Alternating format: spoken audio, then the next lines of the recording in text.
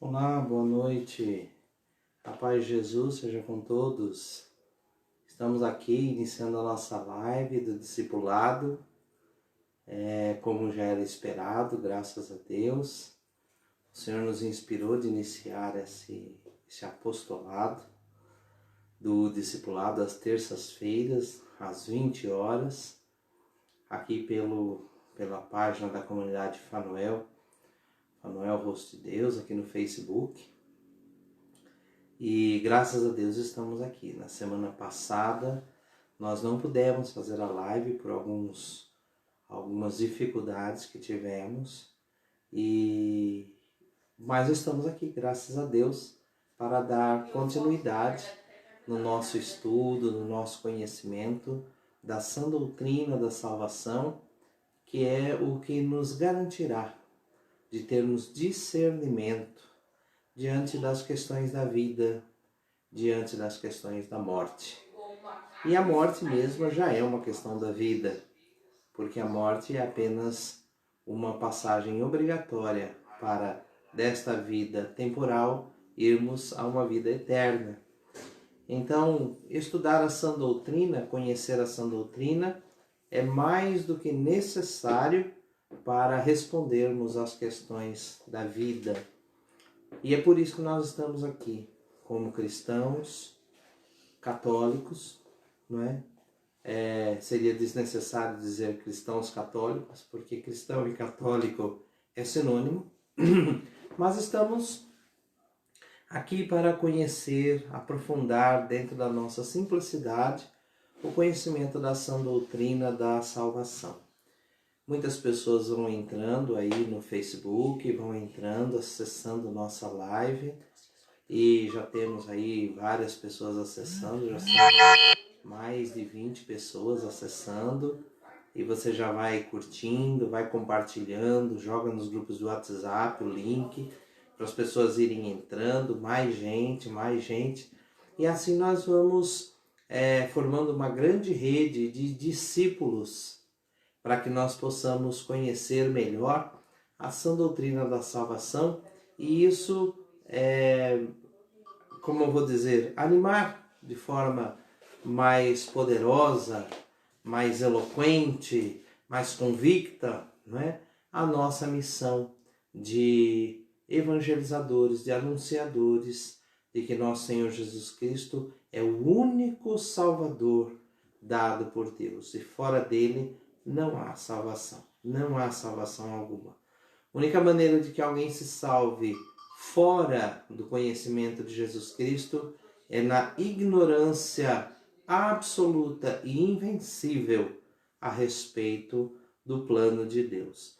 Mas isso é apenas uma possibilidade para alguns raríssimos casos, em algumas raríssimas condições, onde a verdade não chegou. O homem do nosso tempo não pode dizer que não recebeu e não está recebendo a verdade da salvação. Inclusive porque as mídias sociais são um caminho muito poderoso para que a verdade da salvação chegue a todos os homens. Para que Jesus volte a esta terra, ele volte com o seu reino glorioso, e ele disse que haveria algumas coisas que sinalizariam isso, não é? E uma delas é que o evangelho do reino seria pregado no mundo inteiro. Já se vão 2000 anos que o evangelho é pregado sobre a terra. Toda a civilização e a cultura ocidental foi formada com bases na fé cristã. Todo o Oriente foi já alcançado com a mensagem cristã, não é? Tão alcançado que foi perseguido e ainda é agora, não é? Não se pode negar que o Oriente Médio, a terra onde abriga a terra de Israel e onde nasceu nosso Salvador, já recebeu as boas novas da salvação, visto a perseguição que sofre em muitas terras. Não se pode negar que as terras mais novas e novíssimas, como o continente australiano e o continente americano, foram formados a partir de países onde a fé cristã tinha as suas raízes e a sua formação. Então a terra já tem recebido, e nós temos que distinguir em que nosso Senhor disse, temos que distinguir aqui uma coisa, ele não disse que para a sua vinda todos haveriam de crer, mas ele disse que o evangelho seria pregado em todos os lugares da terra. Então, meus irmãos, nós precisamos fazer a nossa parte e anunciar enquanto é tempo, porque mais próxima e mais próxima e mais próxima é a volta do Senhor. E foi por esta razão que nós iniciamos o discipulado, esse ministério, esse apostolado aqui pelo Facebook, essas lives, pelo tema escatológico da segunda vinda de Cristo, frente a estas coisas todas que vão cercando a humanidade e que estão assombrando, que de certa maneira muitos já estão até se acostumando, né? No Brasil mesmo já são quase 70 dias do primeiro caso desta doença, né? Que tem ocorrido por meio desse vírus, né? Dessa mutação do vírus, mutação de um coronavírus, né? O SARS-CoV-2, né? E gerou uma enfermidade, está aí acontecendo, medidas estão sendo tomadas, excessivas ou não, mas esse é o fato que estamos vivendo e isso impactando o mundo inteiro. Você liga as emissoras de TV, você vai à internet e você vê isso o tempo inteiro. Muita gente assombrando, será o fim do mundo? O que será? E por isso nós viemos fazer essa reflexão. Claro que sinais se sucedem desde que nosso Salvador subiu para os céus, e ele disse que muitos sinais aconteceriam e que as gerações deveriam se preparar. E chegaria um dia que haveria uma geração que contemplaria a volta de Jesus. Não é? É a nossa? Não é a nossa? Não sabemos. E não estamos aqui para dar o dia nem a hora, porque isso compete somente ao Pai. Mas para analisar algumas coisas, não só tranquilizar, mas também nos alertar, porque é preciso estar preparado para o dia da vinda do Senhor. Fizemos isso nos encontros que tivemos, nas lives que tivemos aqui sobre discipulado, saltamos a semana passada, e eu quero dar um passo a mais neste assunto, indo numa direção que é a que mais nos interessa, que é a que mais nos importa. O Catecismo da Igreja Católica, que é a nossa base, é o que nós vamos voltar hoje para uma leitura no parágrafo 1041. Antes de fazer isso, já dei essa introdução, muita gente já está aí conectado conosco, então nós vamos rezar, vamos pedir ao Espírito Santo que nos ajude para compreender melhor a sã doutrina da salvação. Em nome do Pai, do Filho e do Espírito Santo. Amém. Vinde, Espírito Santo, enchei os corações dos vossos fiéis, acendei neles o fogo do vosso amor, enviai o vosso Espírito e tudo será criado, e renovareis a face da terra.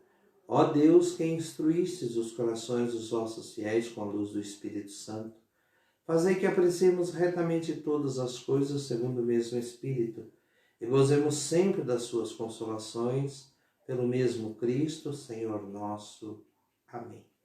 Rogai por nós, Santa Mãe de Deus, para que sejamos dignos das promessas de Cristo. Amém. Em nome do Pai, do Filho e do Espírito Santo. No Catecismo, nós lemos o parágrafo 1041. A mensagem do juízo final é apelo à conversão, enquanto Deus ainda dá aos homens o tempo favorável, o tempo da salvação. O que nós estamos fazendo com esse discipulado, tratando destes assuntos, é uma mensagem de conversão, é um apelo de conversão. Antes dos homens se preocuparem tanto com os sinais que antecedem imediatamente a volta do Senhor, era preciso que os homens se preocupassem em receber a salvação. Porque quantas pessoas, infelizmente, perderam suas vidas desde o início dessa pandemia, sem ser pelos motivos da pandemia, Faleceram de muitas outras formas de doença, faleceram de muitas causas naturais e outras fatalidades, acidentes, não é? Então, de repente, não é? A vida, o homem é chamado para a eternidade. E as pessoas precisam se preocupar e se ocupar com isso, enquanto há tempo de conversão. Porque se nós não encontrarmos o Senhor com Ele descendo, nós o encontraremos conosco subindo. Então, de qualquer maneira, é tempo de conversão.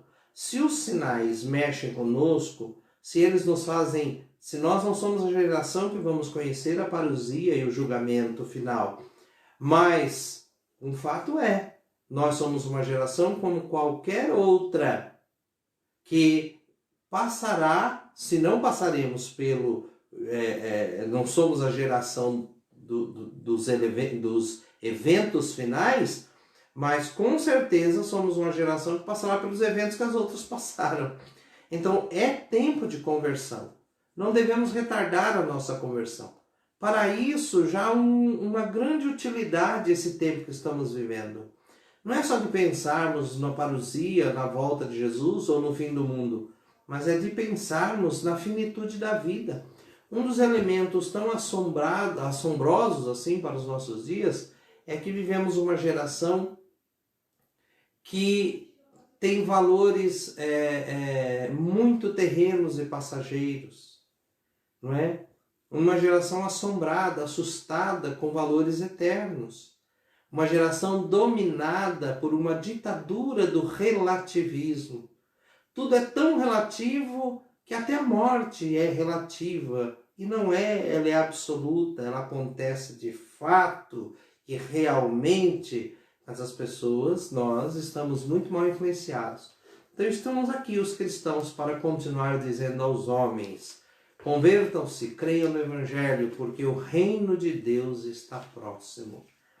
Segue o catecismo dizendo: o juízo final inspira o santo temor de Deus. Santo temor de Deus. Meu Deus do céu. Esse é um dos grandes frutos que as almas humildes recebem. Temer a Deus. Mais do que temer um vírus, mais do que temer um tratamento médico, uma morte sofredora, mais do que temer perder as coisas, é preciso temer a Deus. E temer a Deus é um ponto que nós não vamos explorar agora, pode ser em outra ocasião de discipulado que a gente vai explorar. Mas o juízo final inspira o santo temor de Deus. Compromete com a justiça do reino de Deus. Compromete porque o reino de Deus é justo. E justiça é um termo muito mal compreendido em nossos dias, porque como vivemos uma época muito influenciada por pensamentos materialistas, e entenda materialismo, não como às vezes as pessoas dizem: o fulano só gosta de comprar coisa bonita, ele é materialista, né?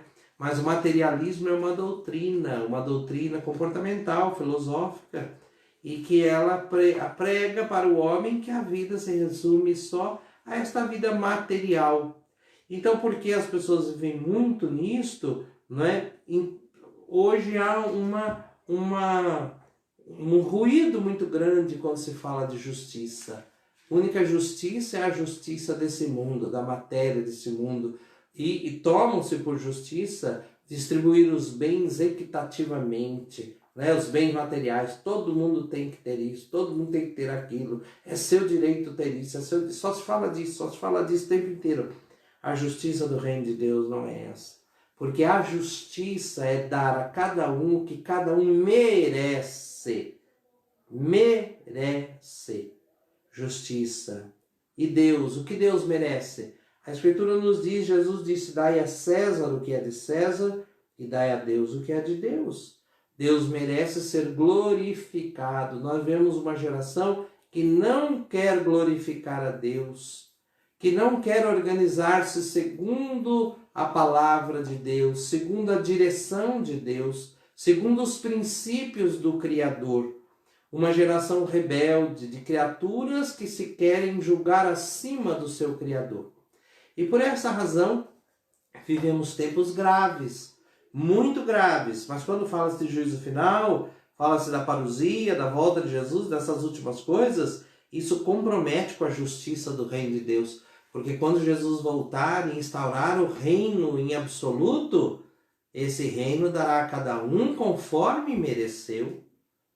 Conforme mereceu. Então, como você está nesses merecimentos? A sua vida, a minha vida, tem caminhado segundo as virtudes do Evangelho? Temos crescido em méritos na graça de Deus? Ou nós estamos naquela assim, Jesus já pagou meus pecados, está tudo certo. Existem por aí essas teologias falsas, pregações falsas. Não, mas você confessa com Deus, está tudo resolvido. Por isso que as cadeias estão cheias de gente que se dizem crentes, não é? Que saem e voltam para lá. E que são filhos de famílias que se dizem crentes no Evangelho. Amados irmãos, é tempo de conversão. E ele continua, o catecismo continua dizendo assim, anuncia a bem-aventurada esperança da volta do Senhor, que virá para ser glorificado na pessoa dos seus santos e para ser admirado na pessoa de todos aqueles que creram. Então eu quero hoje saltar nesse assunto exatamente nesta frase aqui. Olha, a mensagem do juízo final, né? Anuncia a bem-aventurada esperança da volta do Senhor que virá. Então, assim, como nós devemos nos comportar diante desta volta do Senhor? Porque o Senhor virá. Se não é a nossa geração, será outra. E se eu e você não vamos ver o Senhor descer na parousia da glória, descendo do céu, nós seremos chamados para a eternidade. Mas então fica a pergunta, como nós devemos nos comportar? Nós olhamos sinais da igreja, sinais de Israel, sinais do mundo, né? Mas esses sinais falam o que para mim? Como eu devo me comportar? A grande maioria tem medo de morrer, medo de que vai cair meteoro, medo que vai pegar fogo, medo que a terra vai rachar, medo que sei lá o que vai acontecer. Então, as mensagens apocalípticas, elas são muitas vezes encaradas de forma sensacionalista, mas nós começamos tudo isso aqui dizendo que Apocalipse é o livro da revelação, revelação de um mistério, que é o mistério da igreja, primeiramente. Então, irmãos, irmãs, nós não podemos simplesmente agir como a maioria dos que não creem. E se você está me ouvindo, me assistindo agora, e você tem dúvidas de fé, se você não tem tido uma vida cristã, se você não tem se rendido ao Senhor, se você é batizado, mas não tem tido uma vida de batizado, se você nem é batizado, está ouvindo o apelo da conversão, este é o tempo, não de ter medo, ter temor de Deus, mas não de ter medo que o mundo vai acabar em chamas, como que vai ter maremoto, vai ter querer saber esses detalhes, vai ter uma inundação, que país que vai sumir, o Brasil explode que dia. Amados irmãos, isso é sensacionalismo de tabloide, isso é noticiário de filminho, não é? Agora é preciso encarar de frente a realidade, o Senhor virá. Será na nossa geração? Não sei. E se for? E se não for? Nós iremos. O fato é que, diante disso tudo, nós temos que ter uma postura. E o catecismo diz que tem que ser uma postura de esperança. Eu quero olhar com vocês um texto maravilhoso que está no Evangelho de São Lucas, que está no capítulo 21, no versículo 28, 21, 28. Lucas 21, 28 diz assim, olha, quando começarem a acontecer estas coisas, reanimai-vos e levantai as vossas cabeças, porque se aproxima a vossa libertação. Então, primeira atitude de ânimo, reanime-se, reanime a sua fé. Estava desanimada, desalmada, inanimada, ressuscita. Por isso o Senhor nos tem dado a graça de reavivar em nós a fé. Nunca como no século passado se viu tantas trevas sobre a terra, mas também nunca, como no século passado, se viram tantos místicos sobre a terra, tanto derramamento do Espírito Santo sobre a terra. O Senhor está nos ajudando, reanimando, reavivando, renovando a nossa fé.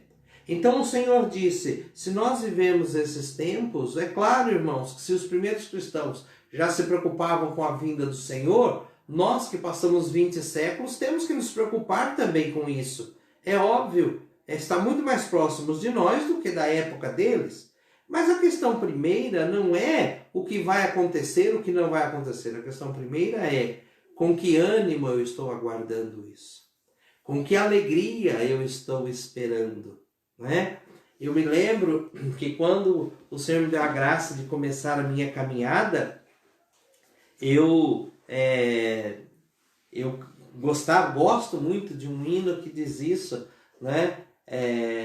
Que nós veremos o Senhor vir e então subiremos ao encontro do Senhor. Que alegria, que ânimo, imagine, se for a nossa geração, que alegria, o Senhor virá. Nós o veremos como somos vistos por Ele. Poxa vida, que alegria maravilhosa. Então, primeira coisa, é uma alegria sóbria, de corações que aguardam ansiosamente. Por isso que o Apocalipse termina dizendo, vem, Senhor Jesus, Maranatá, vem logo. Vem porque eu te aguardo. Eu te quero, Jesus, eu te amo, Jesus. Que triste, irmãos. Essa semana, um ator aí, o famoso do Brasil, nem me lembro o nome do senhor agora, aos 85 anos, deixou uma carta, tudo indica, parece pelos peritos, de que se suicidou, e ele disse, a humanidade não deu certo. Como é triste perder a esperança. Imaginar que, eu vou me matar e tal, não é? Nós vivemos uma geração que o índice de mortes, de suicídio é enorme. Ainda li esses dias um artigo dizendo que na Itália, devido ao sensacionalismo em cima da pandemia, muitas pessoas entraram em desespero e surgiu uma pandemia de suicídio, e de depressão, e de pânico, e de ansiedade, pessoas sendo tomadas por isso. O Senhor nos disse, quando começarem a acontecer essas coisas, essas coisas, reanimai-vos, levantai as vossas cabeças, porque se aproxima a vossa libertação. Mas, além de nos reanimarmos, eu quero voltar 2 capítulos aqui em São Lucas e ir ao capítulo 18, Lucas 18, versículo 8. Jesus também disse assim, digo-vos que em breve lhes fará justiça, mas quando vier o Filho do Homem, acaso achará fé sobre a terra? Então, este ânimo, esta alegria, este gozo, esta expectativa, essa fé expectante, ao estudarmos essas coisas, ao olharmos os sinais, o que esperar, o que não esperar, compreender, ser realistas, olhar as coisas de frente. Nós vivemos num tempo que o povo tem medo de olhar as coisas de frente. Não se pode falar, não se pode dizer. Há uma mentalidade tão materialista, tão desejosa só desta matéria, deste mundo, sabe? Que não se pode falar que isso aqui vai acabar. Seja acabar na morte individual de uma pessoa, seja acabar porque Jesus virá. Mas veja, este acabar não pode significar uma destruição, mas tem que significar uma renovação. Será destruição para aqueles que amam este mundo de forma absoluta, acima de Deus. Mas para aqueles que amam a Deus, não será uma destruição, será uma renovação. Por isso a parousia, a volta de Jesus, se darão novos céus e nova terra. Será uma renovação que nós não sabemos como Ele fará. Como nós não sabemos como Ele fez no início, nós não sabemos como Ele fará no fim. Há teorias especulativas, científicas aqui para colar. O mundo começou em tal era, vai terminar em tal era. A era assim, explodiu, não explodiu, vai explodir, não vai explodir. Isso é tudo especulação humana. O homem pode calcular o quanto ele quiser, ele nunca, jamais poderá dar uma certeza precisa e absoluta, porque não pode ser testemunha ocular do início da criação, e a geração que for testemunha ocular do fim não será do fim, mas será de uma regeneração. Então, amados irmãos, Deus fará isso, e é preciso que tenhamos alegria, esperança, alegria, e temos fé. E esse é o meu objetivo ao fazer essas aulas aqui, esses encontros, essas lives de discipulado, é suscitar fé nos nossos corações. Porque a Bíblia diz que sem fé é impossível agradar a Deus. A Bíblia diz que a fé é a ferramenta, é a arma que vence o mundo. A Bíblia diz que só pela fé é que nós podemos conhecer o Filho de Deus e encontrar a salvação. E que as obras devem vir como decorrentes da fé e testificarem a fé. Mas a fé, ela é o início e ela é o sustentáculo. Enquanto estamos neste mundo, nós temos que crer. E crendo esperar. E crendo e esperando amar aquele que cremos, em quem cremos e a quem esperamos. Então, por isso a igreja, desde o seu princípio, sempre se dedicou a pregar a palavra da salvação, o Evangelho. E isso deverá ir até o fim. Por isso Jesus disse, quando eu voltar haverá fé sobre a terra, porque o justo viverá pela fé, diz a Escritura. É a fé que nos levará. Essa tomada de conhecimento da palavra de Deus e da sã doutrina da salvação, porque crescendo em conhecimento, crescemos em amor. Quanto mais conhecemos a Deus, mais nós o amamos. Então, desde o princípio do cristianismo, a igreja se dedicou muito a levar os homens à experiência da fé. E é isso que nós estamos fazendo aqui. Eu acho assim incrível em nossos dias, né? Quando as pessoas perguntam para qualquer obra de igreja, mas o que é que vocês fazem de obra social? Porque vivemos uma mentalidade tão materialista que desembocou numa postura socialista, onde tudo é para o social, para a sociedade e a organização da sociedade, mas isso sempre em cunho material. E aí quando perguntam qual é a obra social que você faz, e quando se diz que prega-se o Evangelho, isso não é obra social, né?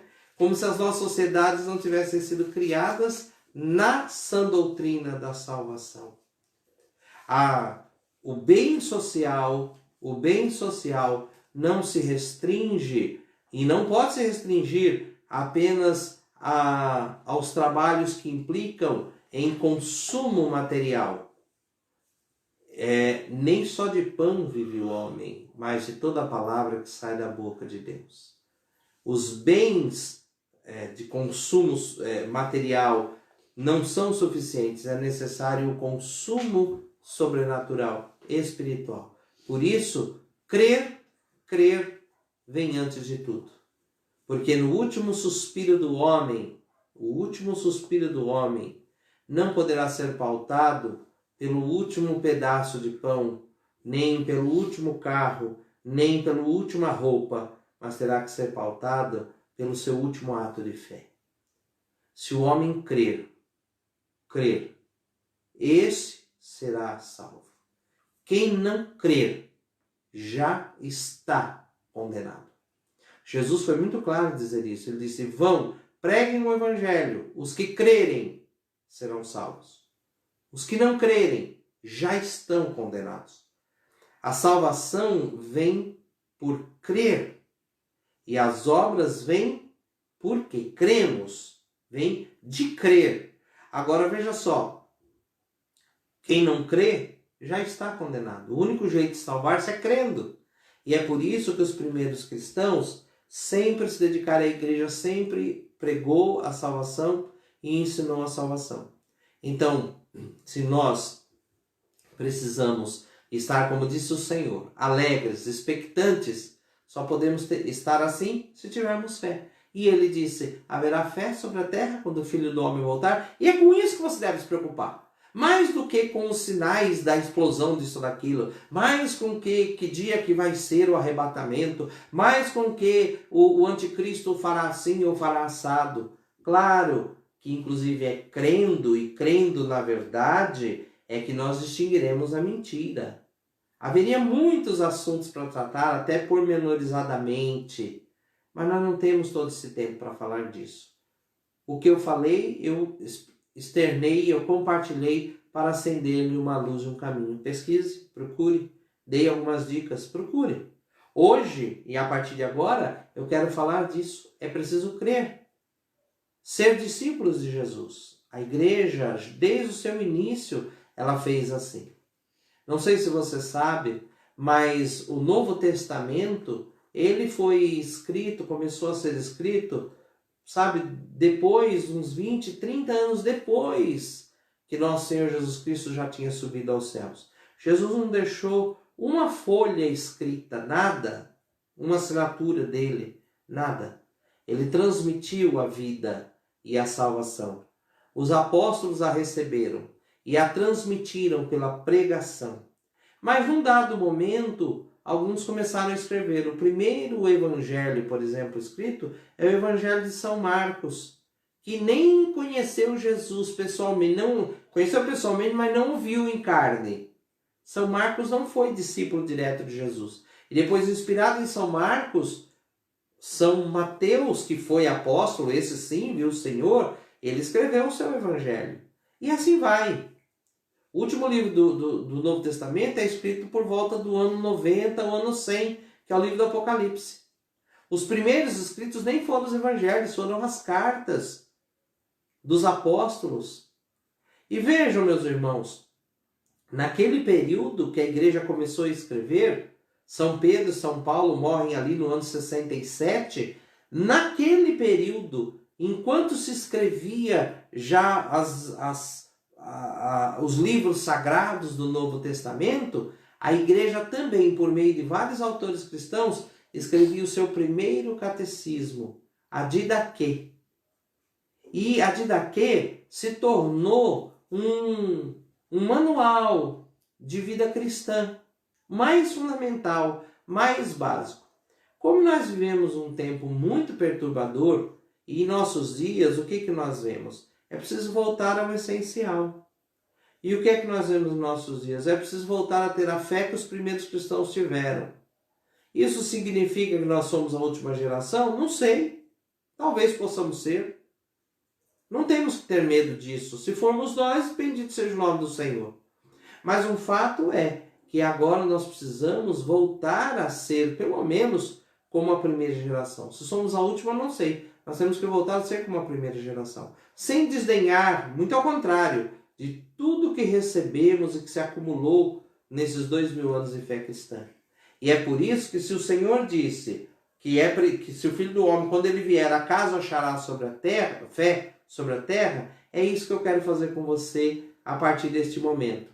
Pegar esse livrinho da Didaquê, que foi escrito por volta dos anos 60 a 90 da era cristã, então, concomitantemente com a escrita do Novo Testamento, e lermos e refletirmos como estamos vivendo como cristãos, porque o Senhor virá. O Senhor virá, ou para cada um individualmente, ou para todos coletivamente. Ele virá. Você está preparado? Você está se preparando? O tempo está se abreviando. Os ensinos sobre a volta de Jesus e o juízo final, eles nos chamam ao arrependimento e à conversão. Então, Didaquê se tornou um livretinho, eu tenho ele aqui numa forma impressa, encadernada, são pequenos 16 capítulos. A Didaquê nos ensina, a palavra Didaquê significa instrução, não é? É a instrução dos 12 apóstolos, porque é o que está mais próximo daquilo que foi aprendido diretamente dos apóstolos, e nós lemos os Atos dos Apóstolos, que eles perseveravam na doutrina dos apóstolos, na instrução dos apóstolos. Então a Didaquê nos traz isso. A palavra Didaquê é uma palavra grega, né, da onde vem a palavra didáscalo, por exemplo, que é o mestre, é o ensinador, né? Hoje nós não usamos essas palavras, usamos, por exemplo, a palavra didática, né? Que vem dessa mesma origem grega. E o que é que diz a Didaqué? Então eu quero ir lendo e comentando brevemente para que nós possamos ir tomando uma postura, se ainda não tomamos. O que é que diz a Didaqué? Então vamos lá? Ela começa dizendo: há dois caminhos, um da vida e outro da morte. A diferença entre ambos é grande. Há dois caminhos. Você sabe que no princípio do cristianismo, antes de se chamarem até de cristãos, de serem chamados de cristãos, né,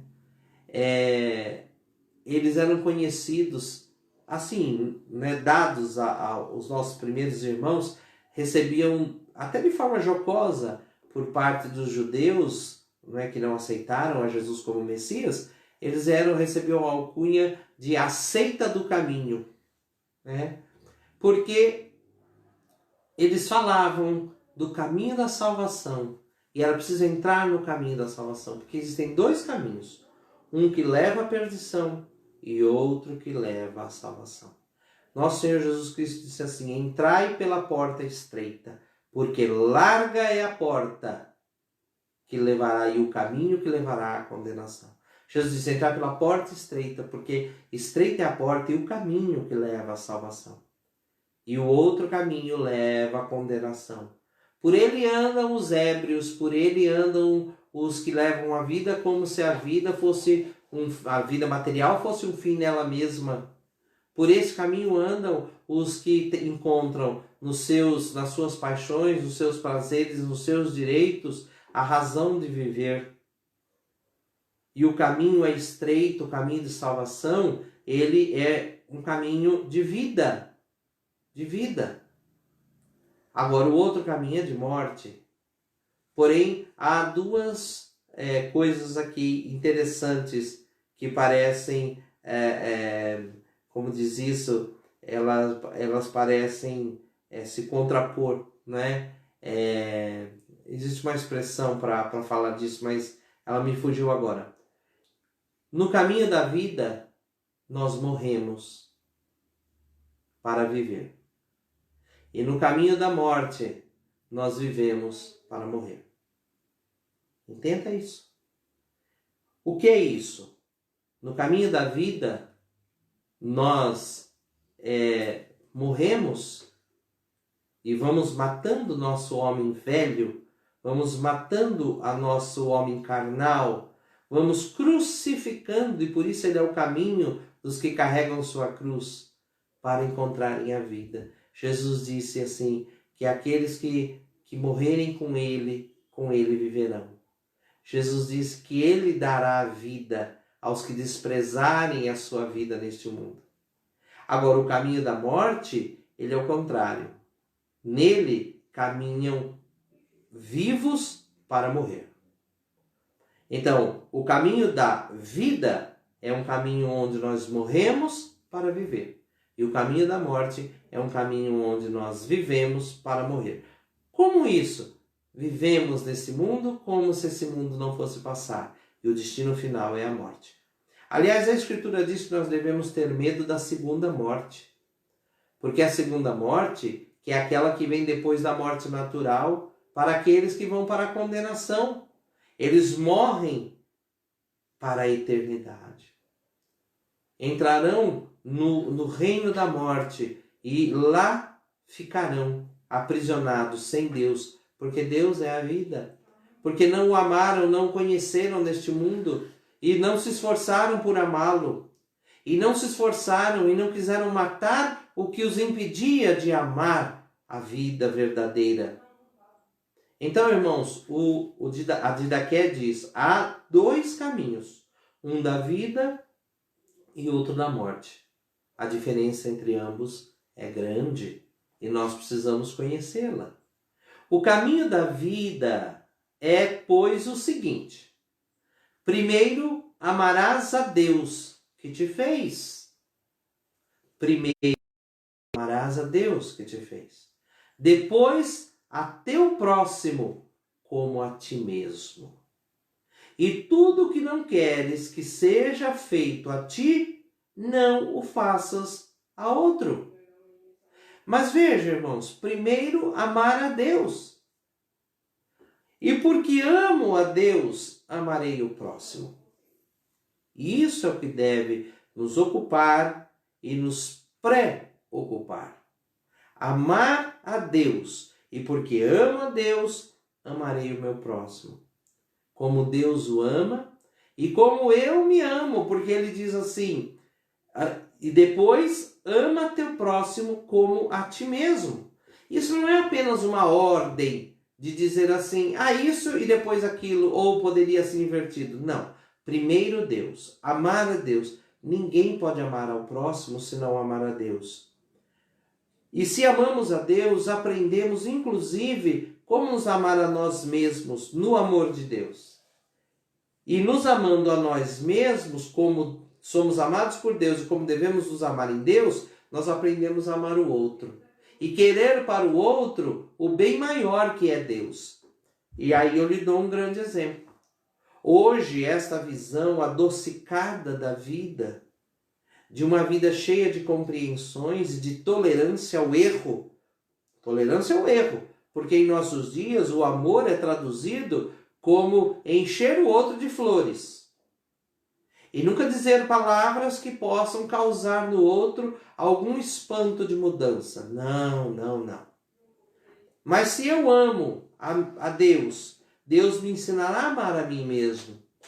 Saiba, Santo Agostinho, no livro Cidade de Deus, ele vai dizer que o contrário do amor a Deus não é o ódio a Deus. O contrário do amor a Deus é o amor a si próprio. Se o homem que não ama a Deus como Deus merece ser amado, é porque esse homem se ama no lugar de amar a Deus. E quando eu me amo no lugar de amar a Deus, eu não sei o que é amar o outro. Eu sei o que é usar o outro. Eu sei o que querer que o outro me agrade. Eu sei o que é eu não ofender o outro para que o outro esteja sempre ali ao meu lado. Ou então destruir o outro porque o outro impede a minha glória. Mas quando eu amo a Deus, eu aprendo a amar-me em Deus. E amar o outro em Deus. E quando eu amo o outro em Deus, eu quero para o outro que de melhorar, que é Deus. E nisto comporta toda a minha caridade, que é o amor. E o que é que eu vou querer para o outro? O que eu quero que seja feito para mim. Então, a primeira coisa que eu devo querer para quem ama a Deus, a primeira coisa que quer para o outro, o céu, a salvação. E se o caminho da vida, ele implica em morrermos para ter a vida, então eu sou um instrumento nas mãos de Deus para ajudar o outro, meu irmão, a quem devo amar, a que ele aprenda a também morrer e matar aquilo que nele impede de ser todo de Deus. Mas veja, nos nossos dias há um conflito muito grande, porque as pessoas vivem como se Deus não existisse e as pessoas caminham por caminhos de suas próprias vontades, suas paixões, e nós cristãos, temos que ficar quietinhos, amordaçados, porque não podemos ofender ninguém, porque Jesus disse que nós não tínhamos que ofender a ninguém. Jesus não disse isso. Os primeiros cristãos sabiam disso. Quando ele voltar, e espero que ele volte logo, tomara que seja na nossa geração, porque aí veremos o Senhor, né? Mas quando o Senhor voltar, ele quer encontrar a fé. Que fé? Esta fé. E é por isso que ele pergunta, haverá ainda esta fé sobre a terra? Ou teremos uma fé de açúcar? Uma fé que só sabe brigar por causas sociais, materiais, direitos, divisão de coisas neste mundo. Como se a vida fosse só esse mundo. Como se os homens não tivessem alma.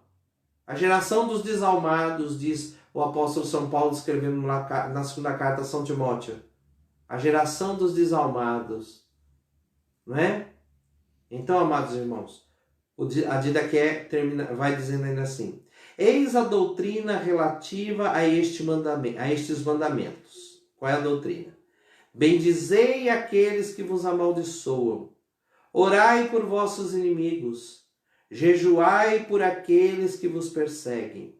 Com efeito, que graça vós tereis se amais os que vos amam? Não fazeis os gentios o mesmo? Vós, porém, amais os que vos odeiam e não tenhais inimizade. Quando nós levamos o amor verdadeiro, que é a salvação do outro, às vezes nós suscitamos inimizades, suscitamos mal-querer, né? Nunca o cristianismo foi bem quisto. E quando é aplaudido pelo mundo, ponha nisso uma luz amarela. Sim? De atenção, de desconfiança. Cuidado. Esses dias, o Santo Padre, o Papa Bento XVI, que vive na forma emérito, ele, dando aí porque foi publicado ainda ontem, em língua alemã, uma biografia da vida dele, né? Bento XVI, Uma Vida, é o título. E claro, sempre se destacam as palavras mais polêmicas, né? Nós vemos no mundo da polêmica. Mas ele disse uma coisa muito grave que está lá nessa biografia. Ele diz que o que assusta hoje é ver um mundo que tem que construiu uma doutrina para o anticristo. Oh, então não foi só eu que falei aqui. Uma doutrina para o anticristo. E ele diz, e ela tem seus dogmas de maneira que deve ser excomungado da sociedade aquele que não professar essas doutrinas. E aí ele se refere a essa tal ditadura do relativismo. Onde as pessoas dizem assim, isso é verdade para você, mas não é para mim, por exemplo. Você acha que no mundo desse, se nós falarmos a verdade e formos nela firmes, nós ganharemos muitos amigos, irmãos? Nunca ganharemos tantos amigos. E o que nós faremos? Nós os odiaremos? É claro que não. O caminho da vida é que nós amemos a Deus e amemos o próximo e queiramos, portanto, para o próximo o que queremos para nós, a salvação. Mas isto suscita inimizades, quanto mais os homens proliferam entre si a maldade. Mas nós devemos permanecer firmes, sóbrios na verdade e serenos, transmitindo aos homens uma verdade que ela não pode ser esquecida nunca jamais. Deus chamará cada um. E é preciso que o homem esteja pronto para amar na eternidade aquele que ele aprendeu a amar no tempo. E se não aprendeu a amar nesse tempo, como o amará no reino dos céus? E aí fica a pergunta, digo-vos que em breve lhes fará justiça, falou Jesus lá em Lucas 18. Mas quando vier o Filho do Homem, acaso achará fé sobre a terra? Esta fé está sobre a terra? Bom, a Didaqué continua dizendo assim, abstente dos prazeres carnais. Que palavra dura, não? Abstente dos prazeres carnais. Se abstenha. A nossa geração é uma geração, eis um sinal muito grave. Uma geração muito carnal. E o que são esses prazeres carnais? Os prazeres naturais. E alguns que dizem, mas por que não posso ter esses prazeres? Se há um Criador e Ele me criou com esses prazeres, por que não posso ter esses prazeres? Os prazeres que nós temos, eles são para o nosso deleite, até que eles não nos oprimam, não nos escravizem, não nos sufoquem. Quando eles nos oprimem, escravizam e sufocam, quando eles condicionam a nossa existência, então eles já deixam de ser prazeres e se tornam instrumentos de carnalidade. Ou seja, passamos a viver somente para eles e para a nossa carne, como se não fôssemos nascidos para a vida espiritual, para Deus, para a eternidade. Os prazeres que estão em nós foram impostos pelo Criador e devem ser buscados para a glória do Criador e não para a glória da nossa carne. Então, o caminho da vida implica em abstermos-nos dos prazeres carnais. Abster-se naquilo que vai tornar a nossa carne mais Deus em nós. Se alguém te bater na face direita, dá-lhe também a outra, e tu serás perfeito. Se alguém te obrigar a 1000 passos, anda 2000 com ele. Se alguém tomar teu manto, dá-lhe também tua túnica. Se alguém tomar teus bens, não reclames, pois de todo jeito não podes reclamar.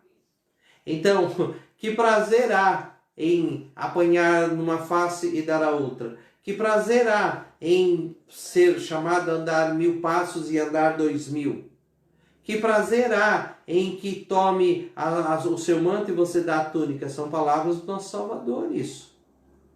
Que prazer há nisso? E essa forma de dizer é para falarmos o seguinte, que a nossa verdadeira alegria não está no nosso bem neste mundo, mas na eternidade. E fazendo assim, estaremos instruindo aqueles que ainda não perceberam isso e que vivem como se a vida fosse só para este mundo. Dá a todo aquele que te pedir, sem exigir devolução, pois a vontade do Pai é que se dê dos seus próprios dons. Bem-aventurado é aquele que dá conforme a lei, pois é irrepreensível. Ai daquele que toma, recebe.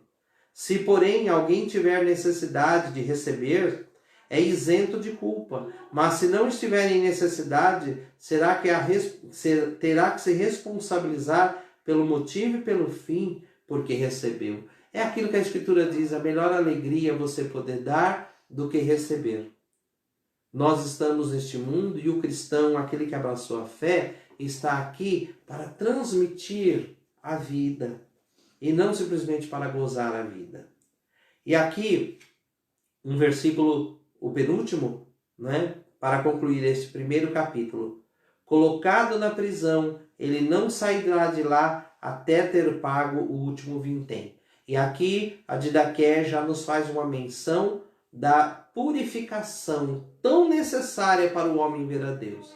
Que se nesta vida não for possível, o homem antes de entrar na glória do paraíso, ainda terá após a morte que passar por uma purificação que a igreja sempre creu no estado do purgatório.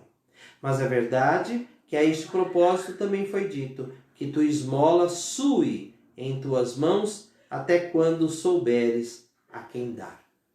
Porque, irmãos, não é